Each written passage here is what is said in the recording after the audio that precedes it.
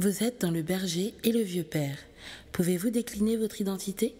Amélie Bongué, 31 ans, née et grandie à Paris, d'origine camerounaise. Jurez-vous de dire la vérité, d'être sans langue de bois-va ? Si oui, levez la main et dites « Je le jure ». Je respecterai mes paroles. Vous avez 3 cartes. Devant vous, choisissez-en une et montrez-la à la caméra. Le berger. La carte tirée représentera le premier intervieweur qui se présentera à vous. Si vous tombez sur la carte Joker, choisissez entre le berger et le vieux père. C'est-à-dire que toi, tu es une experte des réseaux sociaux, mais tu n'en as rien à carrer des réseaux sociaux. On cède nos données. Ça veut dire que quand tu publies une story sur Instagram, ça t'appartient pas, ça appartient à la plateforme. Donc...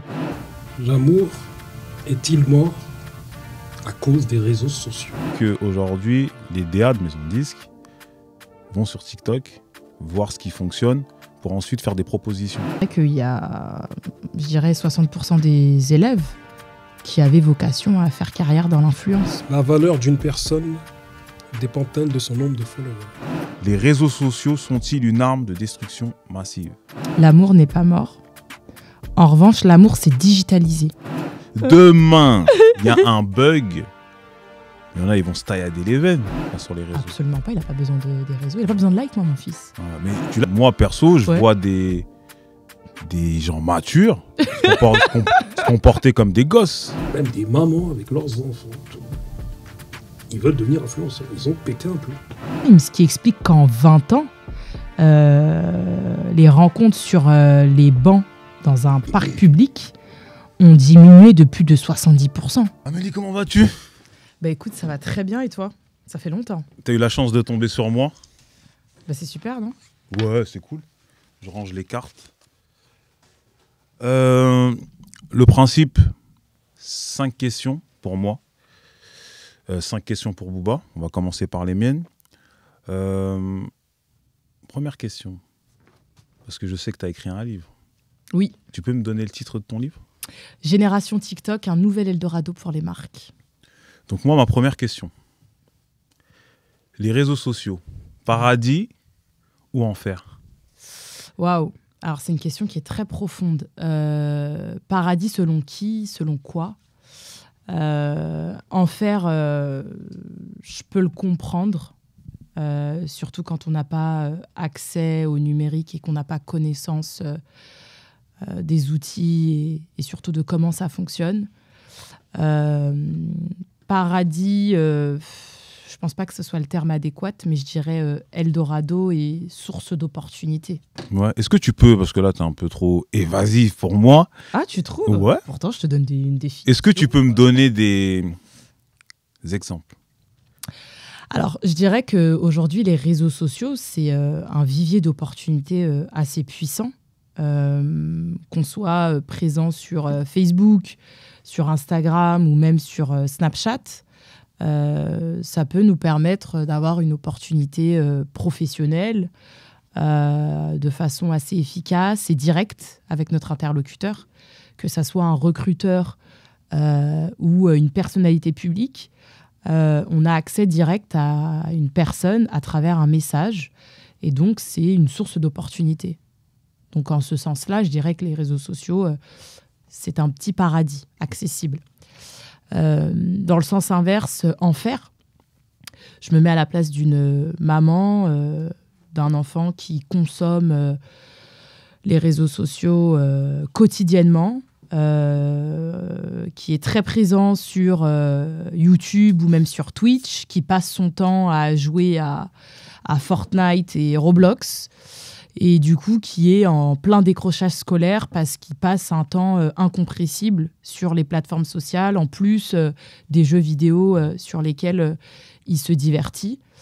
Et donc une maman qui peut être dépourvue de sens et qui n'a pas du tout connaissance des outils et des réseaux sociaux, là peut vivre un vrai enfer face au décrochage scolaire de son fils. Ok. Donc voilà, 2 types d'exemples très concrets. Et si moi je te parle de cyberharcèlement, de culture du vide, du manque d'estime de soi, de confiance en soi, et d'esprit faible. Oui, ça résonne bien sûr. Le cyberharcèlement, je souhaite ça à aucun enfant et c'est fortement condamnable, que ça soit en France ou au Danemark ou même en Italie. Il y a énormément de pays aujourd'hui à l'échelle du monde et principalement en Europe qui sanctionnent le cyberharcèlement. Donc je pense que c'est important de le dire. Ça commence très tôt. Il y a des initiatives qui sont mises dans certains établissements scolaires qui, je pense, sont salutaires et il faut souligner parce qu'à la moindre attaque, à la moindre injure, je pense qu'il ne faut pas minimiser le comportement d'un enfant. Et là, je pense que c'est la posture de mère qui parle et pas d'experte sur les questions liées aux technologies qui émergent sur la toile. Mais je pense qu'il ne faut pas du tout minimiser le comportement d'un enfant, que ça soit repli identitaire, que ça soit agression et agressivité verbale auprès de ses pairs, que ça soit ses parents, ses camarades de classe, ses cousins ou même des inconnus dans la rue. Que ça soit, tu vois, un retour à des besoins primaires, que ce soit de l'affection permanente ou même un pipi au lit alors que l'enfant a bien grandi et qu'il est plus censé faire pipi au lit. Mais tu vois, tous ces petits signaux-là qu'on peut parfois ignorer sont en fait des signaux d'alerte très, très clairs et très forts. Qui peuvent être la cause de plein de maux différents, en fait. Et quand je te dis culture du vide? Culture du vide, oui, parce que c'est souvent un mot qui revient et que j'entends souvent, mais qui pour moi aussi fait écho à toute l'effervescence des influenceurs qu'on a vu émerger fin 2017, je dirais même, début 2018, pré-Covid, et qui ont en fait vanté les mérites de plusieurs produits nocifs et dangereux pour la santé, qui se sont créés des identités à l'ère des réseaux sociaux, mais aussi grâce au support et au soutien même de la télé-réalité. Donc, culture du vide, je dirais oui et non. Oui, parce que en termes d'identité et de positionnement éditorial, c'est vide. Mais non, parce qu'ils sont soutenus financièrement. Donc, s'ils font la promesse d'un produit qui est derrière acheté et consommé et qui plus est financé par des institutions et des télés, on ne peut pas dire qu'il y a une culture du vide puisqu'il y a un financement derrière. Mais quand je dis culture du vide, c'est que c'est un peu... En fait, ce qu'on voit en règle générale, en tout cas l'image qu'on a des réseaux sociaux, c'est quand même quelque chose de... C'est tout ce qui est futilité, simplicité, c'est pas forcément recherché. Alors, je pense dans la conscience collective, je parle. Oui, dans la conscience collective, être présent sur les réseaux sociaux, en tout cas on reste dans la conscience collective, c'est pas forcément une nécessité, comme tu le soulignes. Après, c'est vrai que je pense qu'aujourd'hui, en tout cas quand on est dans une économie commerciale, qu'on a vocation à vendre un produit ou un service, aujourd'hui c'est incontournable d'être présent sur les plateformes sociales. Ok. Et comment tu vois... Moi, j'appelle ça des zigotos, mais comment tu vois... comment tu vois les gens matures, parce que j'ai pas envie de donner d'âge, déambuler quotidiennement sur les réseaux sociaux, se mettre en scène. C'est-à-dire déambuler? Non, mais moi perso, je vois des gens matures se comporter comme des gosses. Parce que tu vois, moi, les réseaux sociaux, y a certaines choses qui sont faites sur les réseaux sociaux, que moi, j'attribue à la jeunesse. D'accord. Tu estimes qu'il y a un certain comportement qu'on ne peut pas avoir passé un certain âge. Exactement. Donc, en fait, tu me demandes de donner un avis donc, que penses-tu des zigotos? Écoute, je pense que la liberté, elle est individuelle. En tout cas, d'expression sur les plateformes, elle est individuelle. Je ne peux pas demain interdire à une personne mature... Pas interdire, mais toi, comment tu les vois? Bah écoute, après là, c'est un regard très critique et encore une fois personnel. Moi, je suis très sélective sur ce que je suis, sur ce qui rentre dans mon cerveau. Donc forcément, j'ai un avis assez critique parfois quand je vois... Lequel? Oui, je suis assez en phase avec ce que tu dis. Hein. Passer un certain âge, il y a certains types de comportements qu'on ne peut pas se permettre. Je suis assez d'accord avec toi. Après, voilà, encore une fois, chacun est libre de son image, de ce qu'il veut projeter, de ce qu'il veut véhiculer sur les plateformes sociales. Mais je ne peux pas interdire le comportement utilisateur de tout un chacun. Mais est-ce que tu pourrais employer le terme zigoto, du coup? Non, je ne pourrais pas employer le terme zigoto. Je sais que tu aimes la musique. Ouais. Parce qu'on s'est croisé à un événement, celui de Jimmy Finger. Oui, oui. Donc je sais que tu aimes la bonne musique, du coup. Ouais. TikTok, nouveau DA Wow. du rap français. Est-ce la victoire du peuple qui choisit enfin ses élus ou la mort de la liberté artistique et des vrais artistes? Waouh, c'est une très belle question. Merci. C'est une très belle question. Nouveau DA, non. Tu penses pas? Non, on peut pas dire ça. Même si aujourd'hui, c'est vrai que ça a pris une place phénoménale dans la carrière d'un artiste. Mais est-ce que tu sais qu'aujourd'hui, les DA de maisons de disques vont sur TikTok voir ce qui fonctionne pour ensuite faire des propositions? Alors oui, j'en suis consciente, mais ça a toujours vraiment existé. Enfin, ça a toujours existé finalement avec les autres plateformes. C'est juste qu'aujourd'hui, TikTok, c'est un accélérateur et c'est un outil de découvrabilité. On appelle ça vraiment, c'est de la découverte quotidienne en permanence, tout fuseau horaire confondu. Mais en aucun cas, ça va remplacer ce que fait l'humain. Aujourd'hui, TikTok permet d'accélérer des choix de carrière. Finalement, comment aujourd'hui les maisons de disques décident de signer un artiste, de miser sur un talent émergent. Mais en aucun cas, ça va remplacer la direction artistique finie d'un album prêt à être commercialisé. Tu vois, le format TikTok, il est très réduit. Bien sûr. On se rend compte quand même que ces dernières années, les morceaux se réduisent de plus en plus. Bien sûr. Du coup, toi, quel regard tu as sur ça? Alors aujourd'hui, je pense qu'on est dans une économie de l'attention qui est ultra saturée. C'est-à-dire que regarder un podcast sur YouTube est autant en compétition qu'écouter le dernier projet de Kendrick Lamar, que regarder le dernier documentaire sorti sur Amazon Prime, qu'écouter le dernier podcast de L'Heure du Monde.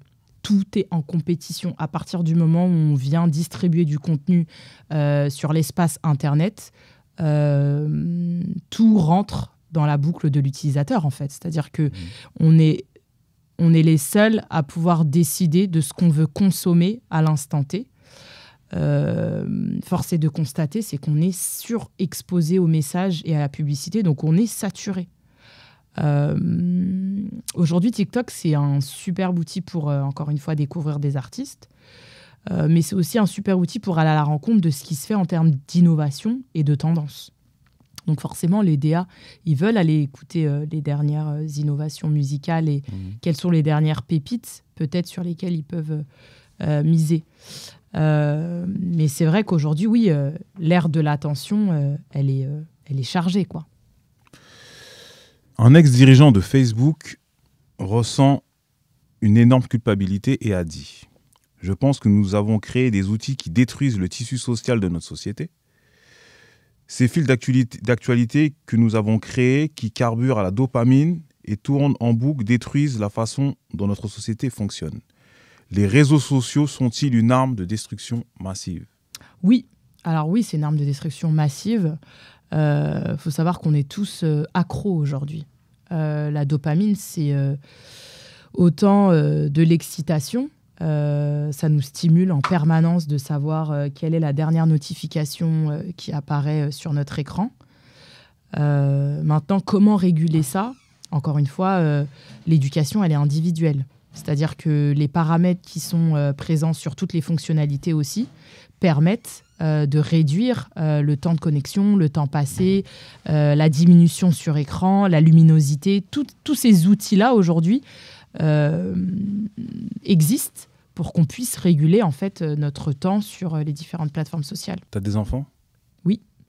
Tes enfants, ils sont sur les réseaux? Absolument pas. Je savais, je t'ai posé cette question parce J'ai que... un garçon, il est absolument pas sur les réseaux sociaux. Parce que tu l'as déclaré ça, que ton garçon n'était pas sur les réseaux. Absolument pas, il a pas besoin des réseaux. Il a pas besoin de like, moi, mon fils. Ouais, mais tu l'as déclaré, je crois, Ouais. parce que j'ai vu ça sur Internet. Ouais, on me pose beaucoup la question. Ouais, dans une interview, j'ai vu. Ouais. Et pourquoi? Parce que j'estime qu'il en a pas besoin. Lui, aujourd'hui, il doit se concentrer sur sa scolarité, sur être épanoui, sur son bonheur personnel, un bonheur aussi collectif de ses 2 parents. Et j'estime que sa présence numérique, elle est un peu trop précoce. Okay. Donc, pour l'instant, il n'en a pas besoin. Et chez les pauvres, quel impact as-tu noté chez les uns et chez les autres? Waouh! Chez les riches et chez les pauvres. Est-ce qu'on les utilise pour les mêmes choses? Ah bah forcément non. Non, forcément non. On n'utilise pas les réseaux sociaux de la même manière. Pourquoi? Je pense que dès lors qu'on a un capital financier, les réseaux sociaux nous permettent de générer 3 fois plus. Je vais prendre un exemple très concret, un Cristiano Ronaldo, qui est aujourd'hui la personnalité la plus suivie, toutes plateformes confondues. Que ça soit sur Instagram, que ça soit sur YouTube. Et encore sur YouTube, ça se discute parce que il a ouvert sa chaîne il n'y a pas très longtemps. Mais en termes de personnalité, avec la plus grande audience en termes de rayonnement, bah oui, Cristiano Ronaldo sur Instagram, c'est pas comparable. Donc forcément, il va chercher des partenariats beaucoup plus grands. Il va chercher à enrichir son capital et son lot d'investissement. Maintenant, quand on n'a pas les mêmes moyens financiers, et bah, on va aller chercher des revenus, mais pas forcément des revenus qu'on va pouvoir réinvestir derrière pour enrichir son patrimoine. Et on va tomber dans les travers d'Internet, ce qu'on appelle le darknet, qui n'est pas très sain. Donc, c'est-à-dire ? Sur le darknet, on a de tout. C'est des sujets dont on ne parle pas, mais c'est quand même un monde très violent, très brutal. Y a des marchés, le marché de la prostitution, par exemple. Oh, ouais. Tu vois, parce que ce n'est pas des questions dont on me parle, mais c'est des sujets qui existent. Ouais. C'est pour ça que je te pose la question. Ouais, non, c'est vrai. Et c'est vrai que quand tu n'as pas de capital financier, tu vas rentrer dans des réseaux mafieux qui se trouvent sur le darknet, sur des chaînes Telegram. C'est d'ailleurs pour ça que le patron de Telegram a été arrêté l'année dernière en France. Parce qu'aujourd'hui, sa plateforme, elle a du bon et du moins bon. Elle a du bon parce qu'il y a certains groupes Telegram qui vont te permettre d'apprendre pas mal de choses dans un monde qui est quand même assez polarisé. Mais elle va aussi te permettre d'avoir accès à des réseaux mafieux. Okay. Et la réalité, c'est que ça peut exister que sur des plateformes Telegram qui ne sont pas du coup cryptées. Donc voilà, quand tu as du capital financier, tu vas chercher à enrichir ton patrimoine parce que tu en as déjà et que, comme on dit, l'argent appelle l'argent. Ouais.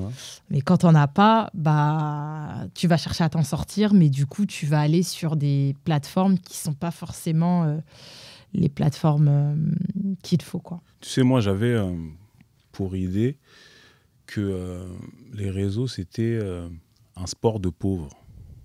Waouh, ok. Qu'est-ce que ça veut dire ? C'est gratuit. C'est gratuit et on peut s'y divertir gratuitement. Et on peut se faire de l'argent. Là, tu parlais de prostitution et il y a d'autres travers aussi qu'on peut y trouver. Bien sûr. Facilement. Donc moi, j'avais vraiment cette impression que c'était vraiment le terrain de jeu des pauvres, les réseaux sociaux. En fait, oui, l'accès est gratuit. Pas sur tous. Mais c'est parce qu'on est le produit, finalement. Eux, ils achètent on leur donne nos données, on cède nos données.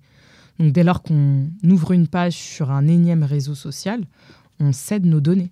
Ça veut dire que quand tu publies une story sur Instagram, ça t'appartient pas, ça appartient à la plateforme. Donc c'est bien mignon à chaque fois de recréer un nouveau profil au moindre réseau social qui se crée, comme Thread, qui est d'ailleurs en fait l'adjuvant, je dirais, de X, anciennement Twitter. Et donc pour contrer l'usage enfin même pas contrer l'usage, mais comment expliquer ? Le fait que Twitter ne soit plus Twitter d'antan et qui renaisse de ses cendres avec X, racheté par Elon Musk. Quand tu disais X, je croyais que c'était ton ex, je comprenais pas. Non, X, c'est le nom de la plateforme. X, in English, we say X. Tu vois, moi... X, ouais. SpaceX, Tesla, ouais. Ok. Et donc, X, du coup, ils ont créé Instagram, enfin, le groupe Meta a décidé de créer Thread pour faire en sorte de garder sa base utilisateur sans qu'elle ait à sortir de l'application, en continuant à proposer du contenu, du coup, de façon écrite à travers ce nouveau réseau social. L'idée, c'est de faire en sorte qu'on puisse tous créer du contenu comme on le faisait sur Twitter, donc nouvellement X. Non, mais tu peux dire X, hein, t'as le droit. T'as le droit. Sur Thread. L'idée tient la route. Ne pas sortir l'utilisateur de l'expérience mobile et qui plus est de l'application. C'est louable et c'est générateur c'est générateur de revenus derrière. Maintenant, souscrire encore à une nouvelle application pour céder mes données. Mais ils vont faire quoi avec nos données ? Parce que c'est vrai qu'on parle souvent des données, mais ils vont en faire quoi de nos données ? Les données, elles sont revendues à des partenaires commerciaux. Ok. La tranche d'âge, les intérêts, le comportement utilisateur, la fréquence de connexion, le parcours utilisateur. Mais est-ce que c'est mauvais en réalité ? Qu'est-ce qu'on peut craindre ? Très bonne question. Qu'est-ce que l'on peut craindre ? Qu'on soit revendu sur le marché noir, que le groupe subisse un piratage planétaire, que nos conversations en messages privés soient diffusées, que potentiellement on ne puisse plus avoir accès à aucun des réseaux propriétaires du groupe. On peut risquer plein de choses, hein, en vrai. Je te fais une liste non exhaustive. Moi, je te suis sur les réseaux, je le disais tout à l'heure, et je te vois faire des conférences. Ouais. Quel type de conférences ? Qu'est-ce que tu y fais ? Qu'est-ce que j'y fais ? Ouais. Alors moi, les conférences, c'est une vraie source de revenus pour le coup. Je fais pas des conférences pour le fun d'être sur un flyer. J'ai des conférences que je fais dans le domaine privé, dans le secteur privé, donc pour des entreprises. Donc on me contacte sur des sujets à la demande, selon les demandes entrantes de mes agents. Je le dis. Tu as des exemples de sujets ? Oui, j'ai des exemples de sujets. Ça va être formation sur LinkedIn, par exemple. Okay. Comment un dirigeant peut être performant et accroître son audience sur LinkedIn. Ça va être quelle place pour le live stream chez les créateurs de contenu comme levier de revenus, tu vois. Ça va être quelles sont les évolutions majeures sur TikTok dans l'industrie de la musique. Après, c'est vrai que celles qu'on voit, elles sont souvent publiques parce que c'est des événements dans mon secteur. Mais j'ai aussi des entreprises qui me contactent sur le sujet. Oh, mais ça me fait bizarre, moi, de voir une personnalité discrète. Parce que tu vois, il y en a qui font des conférences, c'est des escrocs. Ah. Moi, je ne peux pas me permettre. Moi, j'en vois beaucoup. Ah, d'accord. Et toi, tu fais des conférences sérieuses, mais tu ne te montres pas. Ah, tu trouves ? Ouais, moi, je trouve que, en tout cas, raisonnablement. Ouais, je suis très, très modeste.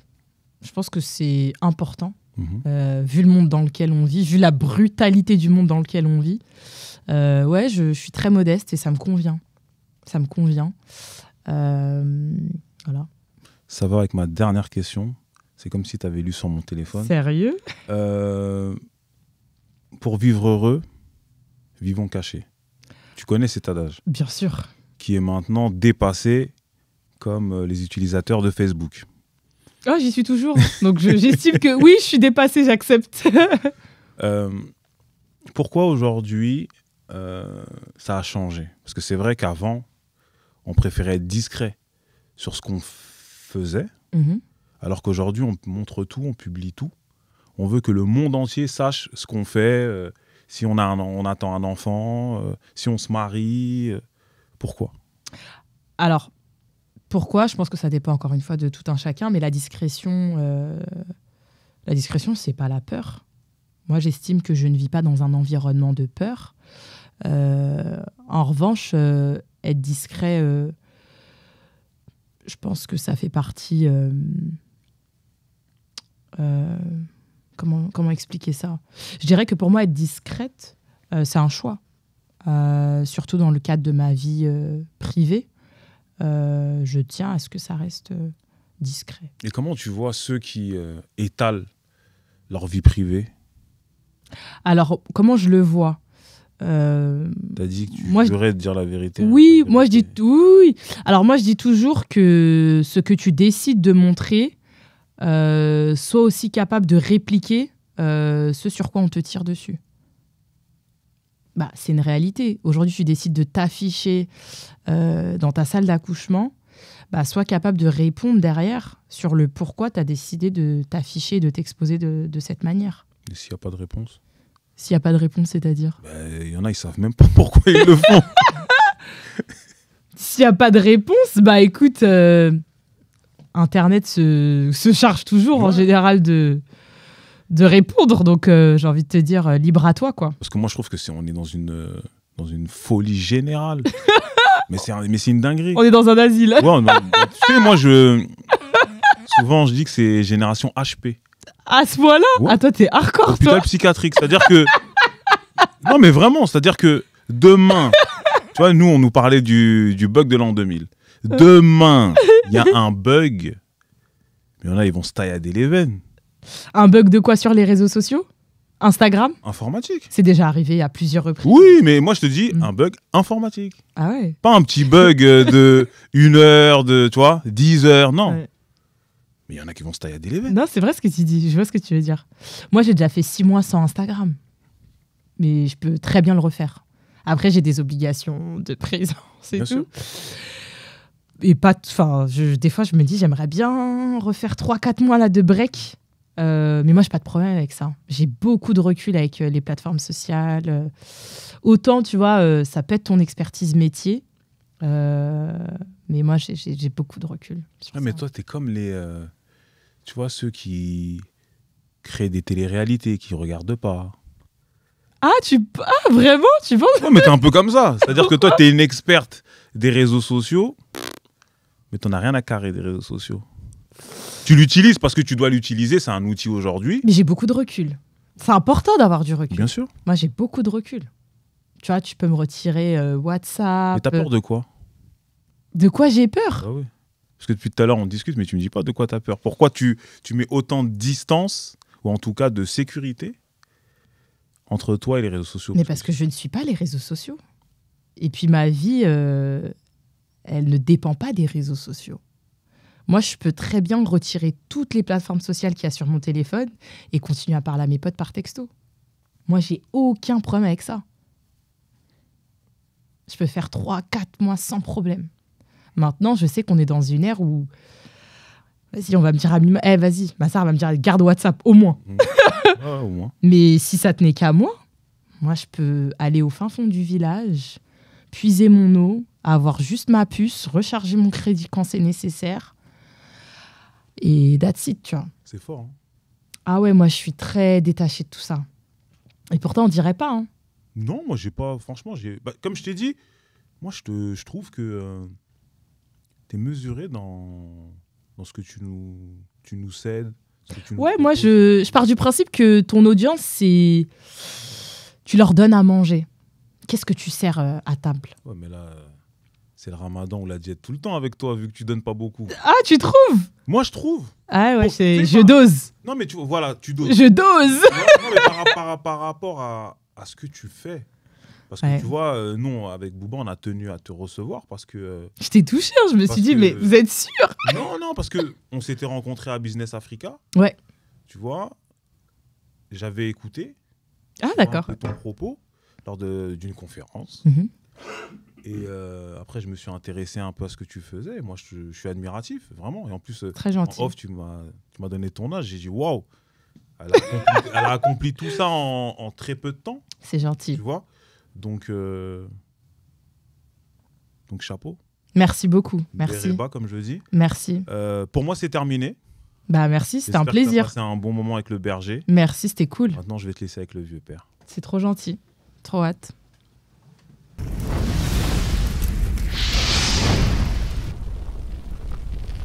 Amélie, la valeur d'une personne dépend-elle de son nombre de followers? Absolument pas.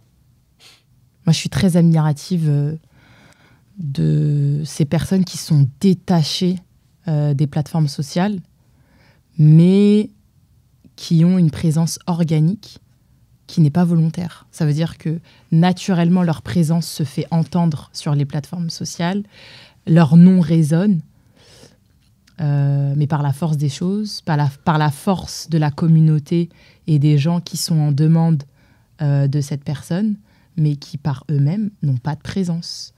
Je ne vais pas te citer des personnalités... Enfin, si, je vais te citer une personnalité. Ça va plus vite, je pense, pour imager. Je t'en prie. Jay-Z. Tout le monde parle de Jay-Z, le mec, il n'est même pas là. C'est vrai qu'il n'est pas sur les réseaux. Il n'a pas de... Il a Instagram ou pas? Non, il a eu un compte qu'il a désactivé, mais de façon organique. On parle tout le temps de Jay-Z. Il est tout le temps sur les sujets du moment, que ça soit avec la NFL, que ça soit par sa musique, que ça soit par ses investissements. Mais lui, en tant que personnalité, tu vois, autre exemple, Apple. Je crois qu'ils sont suivis par plus d'1 million de personnes sur Twitter. Bah, eux, ils suivent personne. Non, mais tu vois. Est-ce que tu en es sûr? Parce que moi, je vois des gens, constamment des gens jeunes comme vieux, tu vois, leurs yeux s'écarquillent lorsqu'ils regardent nos réseaux sociaux, tu vois. Lorsqu'ils regardent des réseaux sociaux de personnes qu'ils viennent de rencontrer, et leur manière de considérer la personne au gré du nombre de followers qui... Ça, c'est vrai. Ouais, ça, c'est triste. Ils te regardent autrement, ils t'observent autrement, ils te parlent autrement. Parce que, voilà, admettons qu'ils te rencontrent et que tu as... Ah, ça va, tu vas bien, toi? Et ils regardent, ouais, t'es sur Instagram, attends. S'ils voient que tu as 500 000 followers, ils vont te regarder d'une autre manière. Moi, je suis triste de ça. Je suis hyper triste. On ne devrait pas considérer un individu par son nombre d'abonnés. Je suis hyper triste de ça. Je pense que ça, c'est le plus gros malheur d'Internet. C'est qu'aujourd'hui, ta valeur physique, identitaire, professionnelle, ne fait sens qu'au nombre d'abonnés que tu as. Et ça, c'est hyper dangereux. Et là, récemment, j'ai fait un atelier débat avec des jeunes qui disaient, et j'ai posé cette question.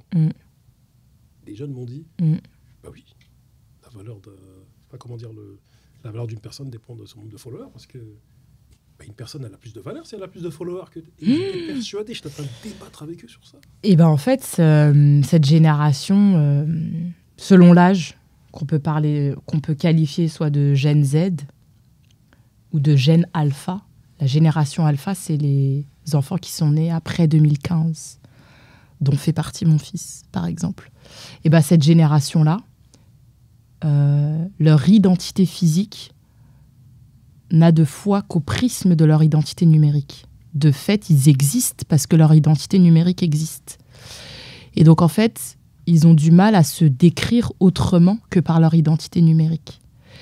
Et je pense que notre rôle à nous, la génération précédente, donc millennials, fin 80, ça se discute, certains vont te dire début 90, notre rôle, c'est d'éduquer la génération d'après à ne pas confondre l'identité numérique et l'identité physique. Identité physique qu'on qualifie aujourd'hui carte d'identité, nom, prénom, âge, date de naissance, etc.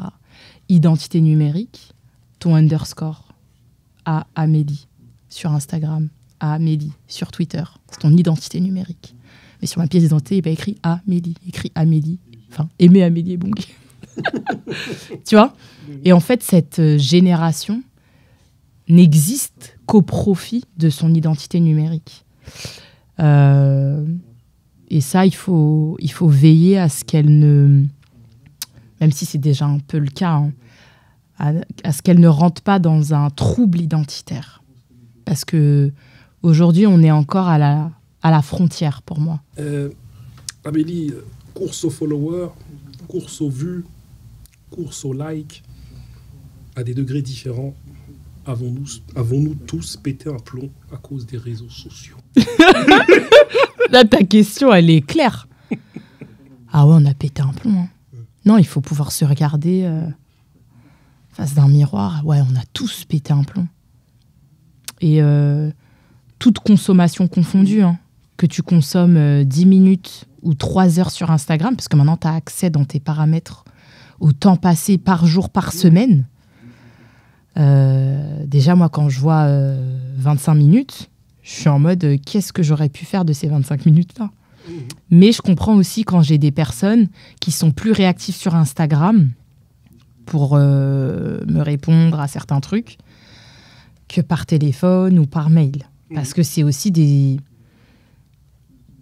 c'est devenu des plateformes conversationnelles. Ça ne l'était pas historiquement. Historiquement, c'était des plateformes commerciales. C'est toujours le cas. Mais aujourd'hui, les plateformes sociales, elles ont créé de nouveaux usages. Aujourd'hui, tu peux appeler quelqu'un sur Snap. Moi, je suis certaine que je peux avoir mon neveu 3 fois plus vite sur Snap que via sa ligne directe. Et des fois, sa ligne directe, il va me dire vas-y, laisse tomber. Réponds. Je dis mais c'est comment l'abonnement? Il me dit vas-y, tu poses trop de questions, appelle sur Snap. Et c'est là où tu dis, en fait, les plateformes sociales, ça a développé de nouveaux usages. Donc oui, on a tous pété un plomb. Et aujourd'hui, moi, je constate sur les réseaux que même les plus introvertis, même des mamans avec leurs enfants, ils veulent devenir influenceurs. Ils ont pété un plomb. Bah ça fait peur parce que dans certaines écoles de communication, en tout cas à Paris, moi, quand j'ai enseigné il y a maintenant 4 ans, il y avait un cours d'influence marketing où on m'avait invité et c'est vrai qu'il y a, je dirais, 60% des élèves qui avaient vocation à faire carrière dans l'influence. Ça peut être alarmant pour certains, mais ça dit des choses de notre époque aussi. On a cette sensation que c'est un métier accessible et que le créateur de contenu ne produit rien derrière. Alors qu'en réalité, c'est un vrai travail, il faut pouvoir l'entendre. Maintenant, il faut être très clair sur ce qu'on veut vendre à son audience et ce qu'on a à proposer. Parce qu'aujourd'hui, on a des créateurs de contenu qui le font à temps plein, qui le font bien, et dans quasiment un peu tous les secteurs de la société. Donc moi, je ne suis pas contre. Je ne peux pas dire ça. Parce que les créateurs de contenu, ils ne sont pas uniquement présents sur Instagram. Je pense qu'aujourd'hui, avoir du contenu et une communauté, c'est un asset. On a de super bons innovateurs qui ont de brillantes idées, mais qui ne possèdent pas cet asset parce qu'ils n'ont aucune présence numérique, ils n'ont pas de communauté. Et la communauté, ça peut t'emmener très loin, mais ça peut aussi te défaire. Ça peut te faire comme ça peut te défaire. Et je pense qu'il faut savoir, encore une fois, tout est une question de comment s'en servir. Amélie, l'amour est-il mort à cause des réseaux sociaux? Alors, l'amour n'est pas mort. L'amour n'est pas mort. En revanche... Tu contredis Wallen. Wallen disait que l'amour est mort. Non, l'amour n'est pas mort. Il le chantait jadis. Moi, je suis une amoureuse de l'amour. Donc, je ne peux pas dire que l'amour est mort. L'amour n'est pas mort. En revanche, l'amour s'est digitalisé. Et par cette digitalisation, l'amour est devenu... Est-ce que tu te rends compte de ce que tu as dit? L'amour, c'est digitalisé. C'est-à-dire que l'amour est... Mais je n'invente rien. Il y a une étude qui est sortie, publiée d'ailleurs dernièrement par New York Times, qui explique qu'en 20 ans, les rencontres sur les bancs dans un parc public ont diminué de plus de 70%. J'ai vu un live Instagram un jour. Le thème, c'était 30 ans célibataire. Femme 30 ans célibataire. Il est tranquille. Et du coup, il y avait une femme qui se plaignait, et plusieurs femmes qui se plaignaient du fait que les hommes ne venaient plus les aborder dans la rue. Et qu'en fait, tellement les gens étaient habitués à draguer par DM, et ben elles étaient là, elles se disaient, il y a des hommes qui me regardent, j'attends qu'ils viennent, mais ils ne veulent pas venir. Moi, je suis pas choquée. Les hommes ont peur aujourd'hui. T'as vu le monde dans lequel on est? Mais les hommes ont peur. C'est-à-dire que... Et je te le dis avec une franchise la plus totale. C'est-à-dire que aujourd'hui, c'est devenu compliqué d'aborder une femme dans la rue, dans l'espace public, au restaurant. Mais la femme aussi a peur. Elle se protège. Donc elle va être sur des mécanismes de défense. Ce qui met l'homme dans une situation assez inconfortable et qui, de fait, n'aura pas envie d'aller aborder une femme. Donc, je pense qu'il ne faut pas en vouloir aux hommes. Je pense que la digitalisation de l'amour, ça a aidé certains hommes à trouver l'amour. En revanche, je pense que les rencontres amoureuses dans les espaces publics nécessitent un courage assez important. C'est quand tu dis digitalisation de l'amour, ça me fait quelque chose. Digitalisation de l'amour, aujourd'hui, l'amour, c'est une économie. L'amour, c'est une économie. Quand on voit l'explosion des plateformes de rencontres, Mythique, Bumble, Inch'Allah.com, toutes ces plateformes, aujourd'hui, c'est des sources de rencontres. Il y a des gens qui trouvent l'amour dessus. 4 mariages pour une lune de miel, en Occident, je te cite. Mariés au premier regard. Aujourd'hui, il y a des personnes qui n'arrivent plus à se rencontrer. Et je pense que ça, les studios de production, les grands financiers qui sont derrière ces plateformes de rencontres ont compris que l'amour était une économie. Et de cette économie devait naître une digitalisation des rencontres. Les plateformes sociales sont devenues des lieux de rencontre. On a des couples qui se rencontrent sur Snap, mais qui se rencontrent aussi sur LinkedIn. On a des plateformes sociales qui naissent en fonction des styles de rencontre, en fonction du cadre professionnel. On a des plateformes qui te permettent de rencontrer des personnes de ton même environnement professionnel, à condition que tu mettes ton profil LinkedIn pour vérifier ton parcours professionnel. Donc voilà, on a quand même un écosystème au niveau amoureux qui s'est créé ces 15 dernières années. Mais tu ne dis pas que si les hommes ont du mal à aborder les femmes dans la rue, c'est à cause de cette campagne légitime de harcèlement et de consentement. Il y a eu toute cette campagne à un moment donné d'hommes qui harcelaient des femmes, tu vois, mais qui harcèlent toujours. Ça existe toujours. Et d'hommes qui sont insistants. Tu vois, et du coup, en fait, moi j'ai l'impression la société n'a pas trouvé un juste milieu entre le fait d'aborder quelqu'un et le fait de l'harceler ou de faire le forceur, quoi. Ouais, et puis c'est dangereux parce que le harcèlement, il est des deux côtés. Il y a aussi des femmes harceleuses. Même si aujourd'hui, on parle majoritairement des hommes qui harcèlent parce que c'est quand même ce qu'il y a de plus fréquent. Il n'y a pas de sanctions, je dirais, quasi instantanées, voire immédiates qui sont prises. Ça prend toujours plusieurs mois, voire plusieurs années. Et surtout pour la victime qui met du temps à s'en remettre, c'est très rarement pris en considération, je trouve. finir avec cette question de l'amour, on sait que les réseaux exacerbent les émotions, notamment le désir. Est-ce que, à cause des réseaux sociaux, on ne confond pas l'amour véritable et le simple désir? Alors, le désir émerge de l'amour.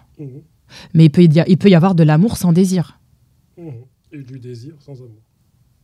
Aussi. Non, mais aussi. Non, mais moi, je suis une philosophe de l'amour. Je pense que... C'est pour ça que quand je parle de simple désir, c'est vraiment... Ça a exacerbé, selon moi, vraiment ce désir. Tu vois des profils où... On voit aujourd'hui des femmes qui... Mais attention, Instagram, c'est pas un portfolio. Je vois, t'as la langue pendue, là. Instagram, c'est pas un portfolio. Développe. Calme-toi. Tu vois des hommes qui sont en train de se vendre, en fait. Hypersexualisation. Vas-y, je montre mon corps, je suis musclé. Moi, j'ai grave du mal avec ça. Des femmes pareilles. Pour moi, ça me repousse de ouf. Profil de ma cambrure, tu vois. Des followers. Et des mecs qui montent leur tête et leurs abdos. Non, moi, Tu vois. Ah, pour moi, ça, au contraire. Ah ouais, non, moi, je suis... Comment dire ça... Tout ça engendre du désir chez les gens. C'est vrai. Pas forcément de l'amour. C'est vrai. Quand tu vois ces personnes-là, il y a des gens qui les regardent et disent « Ah, c'est quoi les bails ?» Ouais, c'est vrai ce que tu dis. Je pense que c'est les réseaux sociaux qui permettent ça. Mais dans la vie de tous les jours, est-ce que deux personnes qui ont été exposées de cette manière-là sur les plateformes sociales auront ce même désir Tu vois, je suis pas certaine. Amélie, on a tous vu tout cet acharnement qu'a subi Ebony de la Starac sur les réseaux sociaux. Les médias mainstream à la botte du pouvoir. Pour la première fois, en sont même venus à employer le terme misogynoir. Jadis, les colons porteurs de standards de beauté eurocentrés ont perçu les esclaves comme des êtres sauvages, inférieurs, sales, souvent comparés à des animaux, et leurs cheveux crépus étaient utilisés pour renforcer cette image dégradante. Bref, c'est moi ou ce monde a un problème avec les femmes noires? Le monde ou la France? Parce que si on ressente le sujet, on est dans un espace francophone. Moi, je n'ai pas suivi l'intégralité de la saison. En revanche, je pense que ça a été tellement médiatisé et même viralisé sur les réseaux sociaux que c'était difficile de passer à côté. Donc oui, je suis tombée dessus sur Instagram. Et c'est vrai que je pense qu'elle a bénéficié elle a été victime, d'un lynchage qui n'est même pas de son gré, quoi. Et juste parce que, pour moi, juste parce qu'elle a confiance en elle et en son talent. Donc, je suis pas choquée de l'état de la France. Et en même temps, ça dit beaucoup de choses de la société actuelle et de l'environnement dans lequel on vit. Donc, je ne suis pas choquée de la France. Je pense que la dernière fois que j'ai été choquée, c'est de voir l'arrivée du FN comme deuxième parti le plus populaire de France. Je crois que ça m'a mis une claque de non-retour. Je crois que c'est là où je me suis dit, ah ouais, là, on vit un vrai tournant de l'histoire de la France. Donc, tout ce qui va arriver après, bah ouais, tu hausses les cils, quoi. Aya a envoyé un message de soutien. C'est super, je savais pas. Tu vois, moi, je savais pas. Je sais pas si c'était un message de soutien ou quoi qu'il en soit. Enfin, si, il me semble que c'était un message de soutien et elle a déjà essuyé les plâtres avant, tu vois. Et ma question n'est pas anodine dans le sens où j'ai l'impression que dès qu'une femme noire prend une espèce de position comme ça, en tout cas sur le plan médiatique. Position, elle devrait pas s'excuser d'être talentueuse. Moi, je trouve ça quand même aberrant. Tu peux pas demander à quelqu'un de s'excuser d'être brillant. Après, quand je dis position, je veux utiliser le terme exposition. Parce que oui, mais l'exposition, elle est venue de façon naturelle, de par l'émission, mais aussi par l'amplification des réseaux sociaux et ce que sa prestance et ses performances ont généré derrière. Tu prêches à convaincu, hein, tu vois. Mais il semble qu'en France, tout ceci dérange. Oui, mais en réalité, je pense que ça a toujours dérangé. Là, je pense qu'on est dans une deuxième phase du dérangement. Ok, d'accord. Non, mais c'est même pas... Je pense qu'on est dans une deuxième phase du dérangement. Ah, c'est la deuxième phase, là. Ah ouais, là... Moi, je pense qu'il faut se choisir. Je pense que là, il faut se choisir, là. Parce que aujourd'hui, on rentre dans une guerre idéologique, dans une guerre spirituelle, dans une guerre politique, dans une guerre économique, dans une guerre sanitaire. On est en polycrise pour moi. Et donc l'importance de se choisir, elle est capitale. On ne peut pas dormir et se dire que demain, tout ce qu'on possède ici, c'est de l'ordre de l'acquis. Après... c'est pas le sujet, je pense. Là, j'ai étendu la réflexion. Quand tu pars dans des envolées lyriques comme ça, j'aime ça. Mais là, pour moi, faut se choisir. Très important. La dernière question. Nous sommes en 2025. Tu es une femme noire. Il semblerait que tu sois respectée à ta juste valeur dans ton secteur d'activité. On te voit voyager ici et là. Tu glisses de pays en pays. Tu glisses, dit-il.